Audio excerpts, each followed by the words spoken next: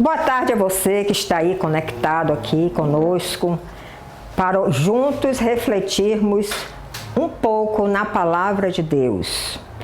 Nós temos visto que cada vez mais nós precisamos pregar a palavra de Deus com a nossa vida, com o nosso agir, e muito menos com as palavras que saem da nossa boca. Porque quando você prega com a sua vida, você está transmitindo que você absorveu aquele ensinamento, aquele princípio que Deus colocou em seu coração e que você está caminhando agora debaixo dos princípios divinos. Mas para nós pregarmos com a nossa vida, nós precisamos passar mais tempo com Deus. É uma opção individual de cada um. Desejar passar mais tempo com Deus, mas com certeza a recompensa será muito boa e muito gratificante. Então, o nosso tema de hoje vai ser a intensidade da oração. Nós temos que ser intensos em tudo que fazemos, não é verdade? Temos que procurar buscar a perfeição naquilo que fazemos, pois temos um Deus perfeito, que sempre está nos dando o exemplo. Mas há uma diferença grande em ser perfeito e ser perfeccionista. E nós precisamos atentar para essa diferença. O perfeccionismo, ela é do homem, é do coração do homem, é do agir do homem. O homem busca ser perfeito segundo seus próprios esforços. Então ele é um perfeccionista e todo perfeccionista ele acaba cometendo algum erro. Agora, ser perfeito é andar diante de Deus, copiar dele e contar com a ajuda dele para que você faça cada coisa dentro da perfeição divina. Vou lembrar um verso que tem na Bíblia, que Deus falou para Abraão e que nós podemos e devemos tomar esse verso para a nossa vida. Ele disse a Abraão: anda diante de mim e ser perfeito. Então ele está dando a condição para sermos perfeitos, andar diante dele. O mais acontece naturalmente, a perfeição vem de uma forma natural. Então, quando nós elevamos uma oração a Deus, nós devemos também precisar ser intensos, buscar essa forma perfeita de atingir o coração de Deus. Devemos nos manifestar a Ele com a força no Espírito que excede o habitual. Devemos nos entregar nesses momentos de oração, até nós chegarmos à presença de Deus e apresentar o nosso clamor. Então nós vemos que a oração exige realmente uma entrega muito grande nossa. Exige que nós viajemos espiritualmente para chegarmos à presença de Deus e apresentarmos as nossas súplicas. E um consolo muito grande para aqueles que andam com Deus está em Provérbios 15, 20, onde ele diz: o Senhor atende a oração do justo. E todos nós, o Senhor atende a oração dos justos, está em Provérbios 15, 20. E todos nós estamos sendo justificados pelo sangue que Jesus derramou na cruz. E o que é ser justificado? Ser justificado é buscar esse alinhamento divino. Esse alinhamento com Jesus, alinhamento em palavras, em ações, em atitudes, tendo sempre como referência a vida de Jesus e o exemplo que ele nos deixou. Jesus, quando aqui esteve, ele nunca pecou, apesar de ter uma natureza humana, mas era uma natureza humana sem pecado. E ele não fazia nada sem ouvir a voz do seu pai, porque ele estava perfeitamente alinhado com o Espírito do Pai. E nós precisamos buscar também esse alinhamento com Jesus para nós chegarmos até o Pai. Davi tinha uma convicção muito grande com relação à aceitação pelo Senhor das suas orações. Isso está no Salmo 6, verso 8 e 9. E Davi deixou escrito: apartai-vos de mim, todos os que praticais a iniquidade, porque o Senhor já ouviu a voz do meu pranto. Então veja a convicção dele. Ele tinha a convicção que o Senhor tinha ouvido a voz do seu pranto.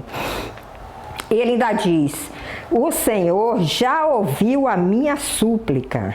O Senhor aceitará a minha oração. Será que nós temos essa convicção quando nós oramos? Como é importante para nós saber que Deus ouviu a nossa oração, a nossa súplica. Mas Davi tinha essa convicção, porque ele desenvolveu uma relação íntima com o Senhor. No livro de Jó, nós também vemos um exemplo, quando o Senhor se irou contra os amigos de Jó e disse a eles que não queria a oração deles, que ele pedisse a Jó que orasse por eles, porque a oração de Jó seria aceita. Então Jó também sabia como chegar à presença do Senhor e apresentar as suas súplicas e o seu clamor. E em Jó 42, verso 8, na segunda parte, o Senhor diz: o meu servo Jó orará por vós, porque deveras a ele eu aceitarei. Ou seja, o Senhor aceitou a face de Jó. Sabemos que o nosso Deus, ele é muito bondoso, é misericordioso, ele gosta de nos presentear, de nos abençoar. Mas às vezes, planos que ele tinha para a nossa vida deixam de ser concretizados porque nós não oramos. Nós temos um exemplo disso em Ezequiel 22, verso 30 e 31, quando ele diz: e busquei dentre eles um homem que estivesse tapando o muro, e estivesse na brecha perante mim por esta terra, para que eu não a destruísse, porém a ninguém achei. Por isso eu derramei sobre eles a minha indignação, com o fogo do meu furor os consumi. Fiz que o seu caminho recaísse sobre a sua cabeça, diz o Senhor Deus. Ou seja, nesse contexto que você pode analisar com mais calma depois, em Ezequiel capítulo 22, os homens ali estavam em pecado, estavam fazendo coisas desagradáveis a Deus. E ele queria apenas uma pessoa que se colocasse nessa brecha, intercedesse por esse povo. Mas ele não achou a ninguém. Então ele derramou juízo. Então é uma consciência que nós precisamos ter. Que às vezes nós realmente precisamos entrar nessa brecha e orar pelo próximo, orar pelo filho, pelo marido, pela esposa, para que juízo não caia. É uma situação realmente que devemos parar e refletir. Quando nós oramos, nós conhecemos os mistérios de Deus. E na hora que nós penetramos nesse mundo de Deus, Ele pode revelar o seu plano para aquele momento. E nós podemos clamar a Ele por misericórdia. Agora, se nós refletirmos um pouco sobre a passagem de Jesus aqui na Terra, e sempre devemos voltar a Jesus, porque Ele é o padrão perfeito, a referência maior. Nós sabemos que Ele tinha uma perfeita comunhão com o Pai, e por isso, devido a essa comunhão, Ele conhecia o plano do Pai para a sua vida. Mas vejam que coisa interessante. Quando ele estava no Getsêmani, no pior momento da sua vida, onde ele seria entregue aos soldados romanos pela traição de um dos seus discípulos, que era o Judas, ele passou por uma grande angústia naquele momento. Foi com certeza o pior momento da vida de Jesus aqui na terra, porque ele sabia que ali o plano do Pai ia ser concretizado, ele ia se fazer pecado por nós, ele ia ser levado para ser julgado, ia ser levado para a cruz e ia cortar a sua relação com o Pai, que é o que ele mais prezava. Em Lucas 22, versos 39 a 44, você pode ler depois em sua Bíblia, nós lemos que nesse momento no Getsêmani, ele se afastou e de joelhos ele começou a orar pedindo ao Pai que, se possível, afastasse aquele cálice dele, mas que não fizesse a sua vontade, mas a vontade do Pai. Jesus estava em grande agonia naquela hora e ele orava tão intensamente que o seu suor se tornou em gotas de sangue caindo sobre a terra. Agora, reflita comigo. Mesmo Jesus orando de uma forma tão intensa, não fez com que o Pai mudasse os seus planos para a sua vida. Porque aquele era o plano do Pai para Jesus. Então, muitas vezes nós elevamos nossas orações, elevamos até de uma forma intensa e achamos que Deus tem que atender aquele clamor nosso. Mas você precisa penetrar nos mistérios de Deus para saber se realmente Ele não está querendo que você passe por aquela situação. Se não é um propósito divino para você se passar por aquela circunstância. Foi o que aconteceu com Jesus. Foi o que aconteceu com Jó também, que passou por um grande sofrimento, mas era o plano de Deus para a vida dele. Então, a oração precisa realmente ser intensa. Precisamos nos entregar totalmente no momento de oração. Mas mesmo ela sendo intensa, pode ser que o Pai não te livre daquela circunstância. Mas com certeza, Ele nunca vai te abandonar.